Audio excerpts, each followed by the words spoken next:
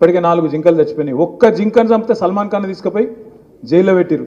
మరి 4 జింకలు చంపిండు రేవంత్ రెడ్డి. ఏం చేయాలి? నేను ఏమంటున్నా అంటే ఇదంతా ఎందుకు చెప్తున్నా అంటే ఇవన్నీ చేయబట్టి ఇలా ప్రజలకి ఏం ముద్ర పడ్డదంటే చిచి వీళ్ళు మంచి మనుషులు కాదు, చాలా గలీజ్ మనుషులు, వీళ్ళు ఇచ్చిన మాట నిలబెట్టుకునేటోళ్ళు కాదు, కాంగ్రెస్ వాళ్ళని నమ్మొద్దు అనేది బాగా బలంగా ఇవాళ ప్రజల్లో నాటకపోయింది. ఎన్నికలు ఎప్పుడు వచ్చినా ఈ రోజు వచ్చినా ఇంకొక 6 నెలలకు వచ్చినా సంవత్సరానికి వచ్చినా నేను ముమ్మాటికి ఒక మాట చెప్తున్నా, తుఫాను వాతావరణంలో మళ్ళీ ఒక్కసారి గులాబీ జెండా ఎగురుతుంది, మళ్ళీ కేసీఆర్ గారు ముఖ్యమంత్రి అవుతారు. ఇది పక్కా, ఇది మీరు రాసి పెట్టుకోండి, ఎవరు మార్చలేరు దాన్ని. ఇక మధ్యలో సందట్లో సడేమియా అన్నట్టు బీజేపీ వాడు ఆశపడుతుంది, దబ్బన ఏమన్నా నాకు కూడా దొరుకుతుందేమో, ఛాన్స్ దొరుకుతుందేమో. సమస్యనే లేదు. ఎందుకంటే ఇప్పుడు 8 మంది ఎంపీలు ఉన్నారు బీజేపీ వాళ్ళు, 8 మంది ఎమ్మెల్యేలు ఉన్నారు. ఇప్పుడు 8 మంది ఎంపీలు ఉన్నారు కదా, మీరు ఒకటి చూడుర్రి.